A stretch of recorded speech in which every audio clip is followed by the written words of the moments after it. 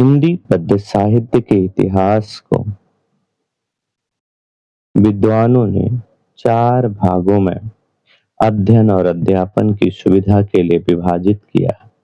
ये संपूर्ण पद्य साहित्य के चार खंड कौन कौन से हैं, आइए देख लिया जाए कि कौन कौन से वो कालखंड हैं और किसने किस नामों से लगभग इस कालखंड को पुकारा है तथा प्रत्येक काल की एक एक रचना को पढ़ लिया जाए जो आपकी परीक्षा में आने वाला है।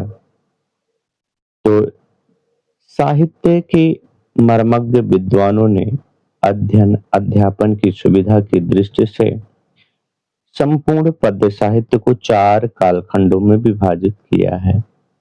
आदिकाल, आदिकाल को ही वीरगाथा काल के नाम से भी जाना जाता है और जिसकी समय सीमा यदि कही जाए तो समय सीमा इसकी 743 से 1343 ईस्वी तक मानी जाती है। वहीं पूर्व मध्यकाल की यदि समय सीमा कही जाए तो पूर्व मध्यकाल को भक्तिकाल के नाम से भी जाना जाता है और इसकी समय सीमा 1343 से 1643 तक मानी जाती है। वहीं यदि उत्तर मध्यकाल की बात कही जाए तो उत्तर मध्यकाल को रीतिकाल के नाम से जाना जाता है और रीतिकाल की समय सीमा जो है वो है सन 1643 से 1843 ईस्वी तक। ना, आइए चौथा कालखंड देखा जाए और चौथे कालखंड के साथ साथ ये देख लिया जाए कि जो आपका आदिकाल है, आदिकाल को किन लोगों ने किन नामों से इसे विभूषित किया है और उसकी कौन सी ऐसी विशेषताएं हैं जिसके नाते उसे आदिकाल के नाम से विद्वानों ने नामकरण किया। तो आधुनिक काल को गद्य काल के नाम से भी जाना जाता है और यह 1843 से अब तक माना जाता है। हिंदी का जो प्रथम काल है उसे आदिकाल के नाम से ही जाना जाता है। यह काल हिंदी पद्य साहित्य का प्रारंभिक काल माना जाता है। इस काल को आचार्य रामचंद्र शुक्ल ने वीरगाथा काल तथा रामचंद्र शुक्ल ने चारण काल नाम दिया है। अन्य लोगों ने भी इसके कई नाम दिए हैं जैसे बीजवपन काल, अंधकार काल ना आदि कई नाम हैं। फिर अगला है इस काल के समय देश अनेक छोटे छोटे राज्यों में बटा हुआ था। इन राज्यों के राजपूत आपस में लड़ा करते थे। स्वभाव से ये वीर, साहसी और विलासी भी थे। साहित्य का प्रथम काल होने से इसे बीजवपन काल आदि नामों से भी इसे अभिहित किया गया है, बताया गया है। यदि इस काल की प्रवृत्तियों के बारे में कहा जाए कि इस काल की प्रवृत्तियां कौन थी या इस काल की विशेषताएं क्या थी, तो इस काल की प्रमुख विशेषताओं में आश्रयदाताओं की प्रशंसा मानी जाती है। इस समय वीर रस के काव्यों का प्रयोग किया जा रहा था और रासो ग्रंथों की अधिकता थी। इसमें कवियों का दरबारी होना अधिक है, यानी जो भी कवि होते थे वो लगभग दरबारी होते थे। यदि भाषा के बारे में कहा जाए तो डिंगल और पिंगल भाषा का प्रयोग किया जाता था। दूसरा यदि कहा जाए तो समाज में सामूहिक चेतना का अभाव था। समाज में सामूहिक चेतना का अभाव पाया जाता था। यदि इस काल की प्रमुख रचनाओं के बारे में कहा जाए कि इस काल की प्रमुख रचनाएं कौन थी, तो इस काल की प्रमुख रचनाओं में पृथ्वीराज रासो जो कि चंद बरदाई ने लिखा था, खुमार रासो दलपत विजय ने लिखा था, हमीर रासो सारंगधर ने और विजयपाल रासो कल्याण सिंह ने लिखा था। वहीं बीसल देव रासो नरपत नल्हा ने लिखा था जिसे आल्हा खंड के नाम से भी जाना जाता है। परमाल रासो जगनिक ने लिखा, जय मयंक जस चंद्रिका मधुकर की है। वहीं यदि कहा जाए जय प्रकाश केदार भट्ट की रचना मानी जाती है। दूसरा कालखंड था भक्ति काल। भक्ति काल की समय सीमा 1343 से 1643 तक मानी जाती थी। यह काल पद्य साहित्य का स्वर्ण युग माना जाता था।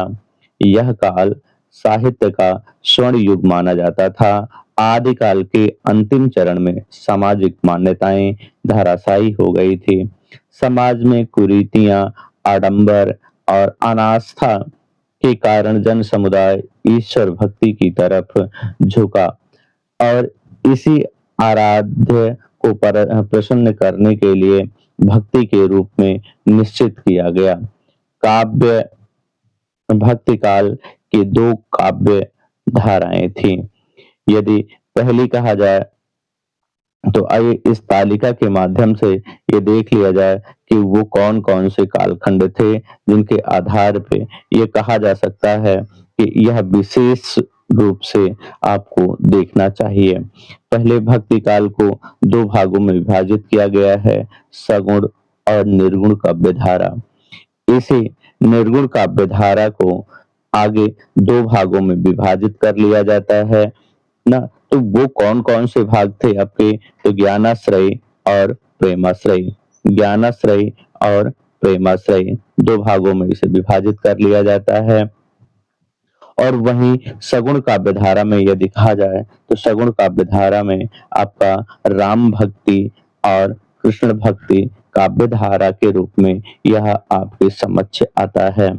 वहीं कृष्ण कवियों की बात कही जाए तो कृष्ण कवियों में आपके यहाँ नंददास, परमानंद दास, कृष्णदास, कुंभन दास आदि के नाम आते हैं।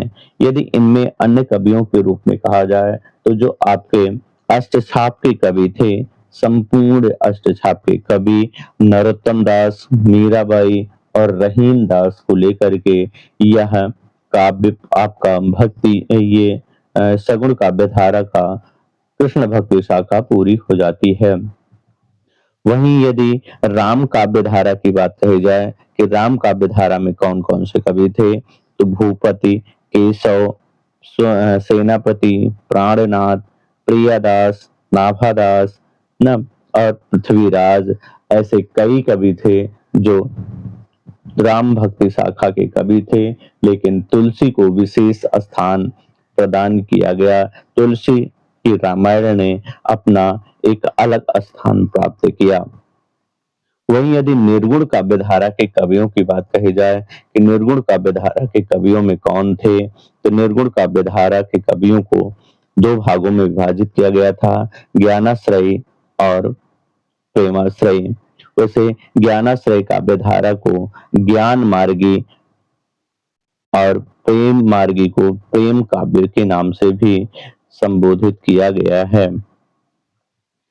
तो ज्ञान मार्गी काव्य धारा के प्रमुख कवि कबीर थे, रैदास, मलूक दास, नानक, धर्मदास, सुंदरदास ऐसे कई कवि थे। वहीं प्रेम मार्गी कवियों में जैसी मंझन, उस्मान, शेख नबी, नूर मोहम्मद। यदि एक प्रकार से कहा जाए तो प्रेमाश्रय काव्य धारा में अधिकतर जो कवि थे वे मुस्लिम संप्रदाय के कवि हुआ करते थे।